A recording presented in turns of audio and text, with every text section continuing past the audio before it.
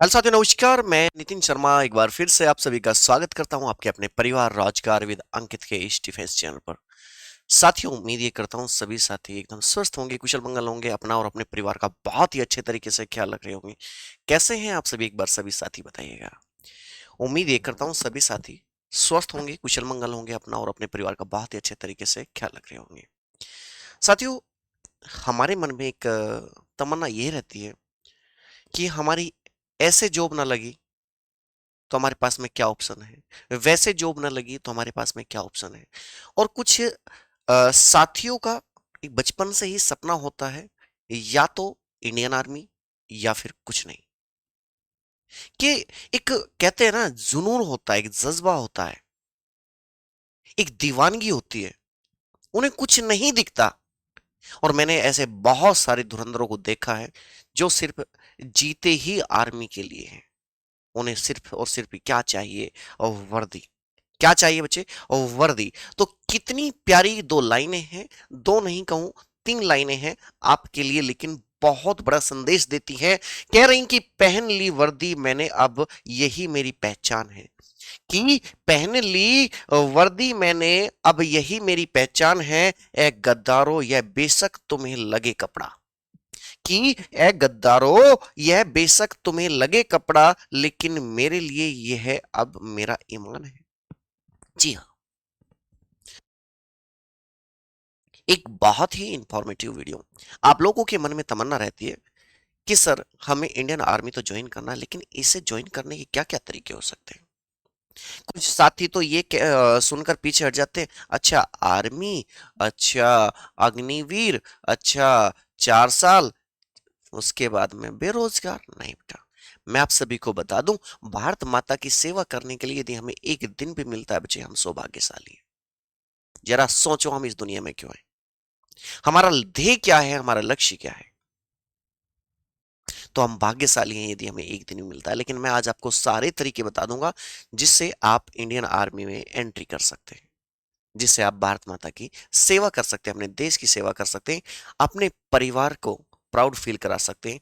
जो आपकी जनरेशन्स आएंगी वो गर्व से कह सकते हैं कि मेरे पिता कौन है? फौजी हैं। मेरी माता कौन है? फौजी थी। इस टाइप से बच्चे। चलिए, तो शुरू करते हैं। सबसे पहले बच्चे, आप सभी के सामने मैं कुछ चीजें बताता हूं, जैसे कि ध्यान से सुनने का। भारतीय सेना यानी कि इंडियन आर्मी में भर्ती होने के कई तरीके यानी कि एंट्री रूट्स हैं, जो शैक्षणिक योग्यता यानी जो आपकी क्वालिफिकेशन है, उम्र और कैरियर लक्ष्यों पर निर्भर करते हैं। ठीक है, बहुत सारे तरीके हैं जिन्हें मैं विस्तृत रूप से बताने वाला हूं। ओके, सबसे पहला तरीका बच्चे ये है एक सिपाही बनने का, एक सैनिक बनने का, एक सोल्जर बनने का। जिस तरीके को आप यदि पाना चाहते हैं, ये ज्वाइन करना चाहते हैं, तो उसके लिए योग्यता जो है बच्चे, क्वालिफिकेशन जो है, वो 10वीं या 12वीं पास होना चाहिए। ठीक है, इसे आप कई सारे तरीके से जा सकते हैं। आप जा सकते हैं बच्चे जीडी, जिस जनरल ड्यूटी बोलते हैं बेटा, जीडी, ट्रेडमैन। ठीक है, आप वोमेन, मिलिट्री, पुलिस के थ्रू ज्वाइन कर सकते हैं, नर्सिंग असिस्टेंट, क्लर्क। ठीक है, इन सभी पदों को ज्वाइन कर सकते हैं बेटा, इन सभी पदों को ज्वाइन कर सकते हैं। ठीक है, उम्र क्या रखी गई? उम्र सीमा है 17.5 से 23 वर्ष है। ओके, भर्ती प्रक्रिया अग्निवीर स्कीम में बेटा, सेना का नया मॉडल। ठीक है, अब ये क्या है, ध्यान से सुनिएगा। 4 साल जो है, देखो, मुझे नहीं पता इसके नेगेटिव साइड्स क्या है, मैं पॉजिटिव साइड्स बता दूं।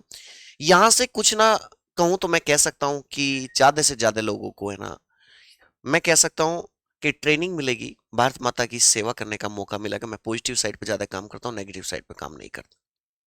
ठीक है, और आप बहुत अच्छे तरीके से जानते हैं 25% को तो परमानेंट भी है, और ये बढ़ाकर कितना कर दिया गया है आप सभी जानते हैं बेटा। ठीक है, इस पर काम चल रहा है। 25% तो आप इसमें से क्या रहेंगे? परमानेंट। ध्यान से, सेना का नया मॉडल है ये, जिसमें 4 साल का शॉर्ट सर्विस कॉन्ट्रैक्ट आपका साइन होता है। अग्निपथ परीक्षा में अब होता क्या है, ध्यान से, इसमें एक लिखित परीक्षा होती है यानी कि रिटन एग्जाम होता है, शारीरिक परीक्षा होता है। ठीक है, फिजिकल स्टैंडर्ड टेस्ट जिसे पीएसटी बोलते हैं, और मेडिकल होता है। इनके माध्यम से आपका चयन होता है और आपको मिल जाती है एक बहुत प्यारी सी वर्दी। क्या मिल जाती है बच्चे? वर्दी मिल जाती है। ठीक है, बहुत बढ़िया। ये है एक सैनिक यानी कि सिपाही पद पर एंट्री। ठीक, इसके अलावा हम अधिकारी लेवल पर भी एंट्री ले सकते हैं। ऐसा नहीं है कि हम सिर्फ सिपाही पद पर। देखिए, यदि डायरेक्ट भर्ती की बात करें मुझे, डायरेक्ट ही सुनिएगा, डायरेक्ट ये क्या कह रहा है बच्चे, डायरेक्ट भर्ती यानी कि डायरेक्ट एंट्री कैसे होती है, एनडीए के द्वारा। क्या बताएंगे, एनडीए नेशनल डिफेंस एकेडमी। योग्यता क्या होगी बच्चे, इसमें योग्यता होगी 12वीं पास, जिसमें आपको भौतिकी, रसायन और गणित विषयों के साथ में ना एक अच्छा खासी नॉलेज होनी चाहिए, क्योंकि आप अधिकारी बनने जा रहे हैं। जिस समय में आपको पता, मतलब आपके साथियों को ये नहीं पता होगा कि उन्हें करना क्या है, आप उस समय एनडीए की तैयारी करो, मतलब कि आपके अंदर वास्तव में बहुत बहुत बड़ा जज्बा है, देश के लिए एक जुनून है। उम्र सीमा की बात करें, 16.5 वर्ष से 19.5 वर्ष तक इसकी उम्र सीमा है। चयन कौन कराता है भैया, यूपीएससी की संस्था है, आप जानते हैं कि संवैधानिक संस्था है। अनुच्छेद 315 में इसका जिक्र किया गया है। द्वारा एनडीए लिखित परीक्षा कराती है, एसएसबी इंटरव्यू कराती है, ठीक है, और मेडिकल के द्वारा इसमें चयन होता है। क्या इसके अलावा भी है, बिल्कुल है बेटा। याद रखिएगा, एक सीडीएस होती है। ये सीडीएस किसके लिए, वो 12th लेवल के लिए है, ये स्नातक जो ग्रेजुएट हो चुके हैं बेटा। सीडीएस कंबाइंड डिफेंस सर्विसेज, ठीक है। किसी भी स्ट्रीम में आपने स्नातक किया हो, उम्र 19 से 25 वर्ष तक। यदि आप किसी तरीके से एनडीए में सेलेक्ट नहीं हो पाए तो आप सीडीएस से ज्वाइन कर सकते हैं। इसे भी कौन कराता है बच्चे, यूपीएससी कराता है। कौन कराता है, यूपीएससी। थोड़ा सा लेवल टफ हो जाएगा, लेकिन हाँ, सिलेक्शन के बाद में ना जो सुकून मिलेगा, और आप जानते हैं यूपीएससी नाम ही काफी है। फिर एंट्री हमारी जो होने वाली है वो टीईएस, टेक्निकल एंट्री स्कीम। इसमें योग्यता बच्चे 12वीं पास होती है, पीसीएम से करनी होती है, ठीक है, फिजिक्स केमिस्ट्री मैथमेटिक्स, यानी कि भौतिकी, रसायन और गणित के साथ में। और इसमें बच्चे 70% आपके अंक होने चाहिए, ठीक है, 70% से प्लस हो, ठीक है। हाँ, उम्र क्या होगी बच्चे, उम्र है 16.5 से 19.5 वर्ष, और चयन आप जानते हैं एसएसबी इंटरव्यू के माध्यम से सीधा। ओके, मैं उम्मीद करता हूं ये सभी चीजें आपको क्लियर समझ में आ रही होंगी। अब विशेष भर्ती, स्पेशल एंट्रीज कैसे होती हैं बच्चे, एनसीसी के द्वारा। एनसीसी आप जानते हैं कि बच्चा एनसीसी यही ज्वाइन इसलिए मतलब कि ज्वाइन करता है क्योंकि उसे है ना देश की सेवा करनी होती है। और आप जानते हैं एनसीसी करने वाले बच्चों के अंदर है ना, यदि एक सामान्य बच्चे से एक अधिक जोश, जज्बा और जुनून देखने के लिए मिलेगा, और उसमें रूल रेगुलेशन भी आपको अलग देखने के लिए मिलेंगे, क्योंकि वो इस चीज के लिए पहले से प्रिपेयर होने लगता है बेटा। योग्यता इसमें स्नातक, एनसीसी और एनसीसी का सी सर्टिफिकेट बेटा।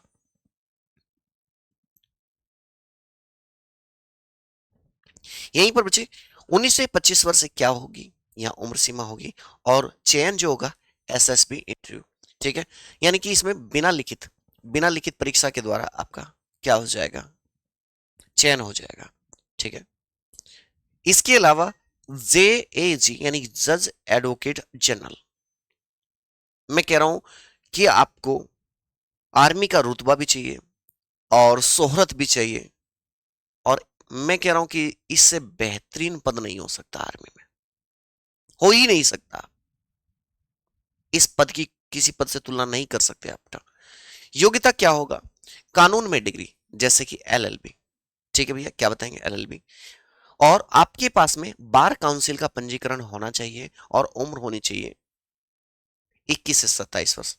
जैसे आपके स्टेट पीसीएस जे होते हैं ना बेटा, स्टेट पीसीएस जे होते हैं, ये उसी की तरह एंट्री होती है, लेकिन यहाँ एंट्री कैसे होगी, यहाँ एंट्री होगी आपकी जज के रूप में, ठीक है।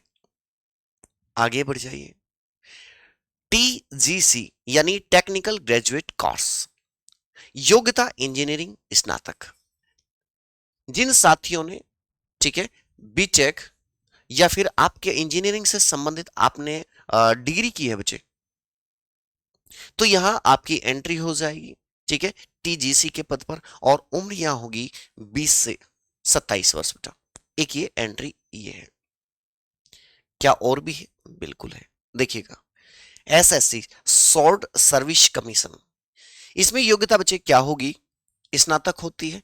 अलग अलग विभागों के लिए विशेष योग्यता इसमें तय की गई है, ओके। एसएससी, ये एसएससी आपका वो वाला एसएससी नहीं है जिसमें आप प्रोटेस्ट कर रहे थे। ठीक। उम्र सीमा इसमें 20 से 30 वर्ष होगी बच्चे, और कॉन्ट्रैक्ट इसमें ना 10 प्लस 4 वर्ष होगा, यानी कि ये स्थायी भर्ती का विकल्प है बेटा। आपको है ना सिरदर्दी नहीं लेनी 4 साल की, तो आप यहाँ एंट्री कर सकते हैं इस प्रकार से। इसके अलावा विशेषज्ञ भर्ती, विशेषज्ञ भर्ती भी होते, बिल्कुल होते बेटा। मेडिकल कोर में, मेडिकल कोर में आपने नर्सिंग असिस्टेंट का नाम सुना है ना, सिपाही की जो भर्ती होती है वो भी आपकी परमानेंट जॉब ही है बेटा। यहाँ आप जानते हैं एमबीबीएस और बीडीएस जो डिग्री धारक हैं उनके लिए ये पद होते हैं, और शिक्षा कोर के लिए जो कि जिन्हें शिक्षक आर्मी में शिक्षक बनना है उनके लिए पोस्ट ग्रेजुएट होना चाहिए शिक्षकों के लिए। ठीक है, यानी पीजी मिनिमम होना चाहिए, और अलग अलग योग्यताएं होती हैं, वो प्राइमरी लेवल के लिए अलग होती हैं।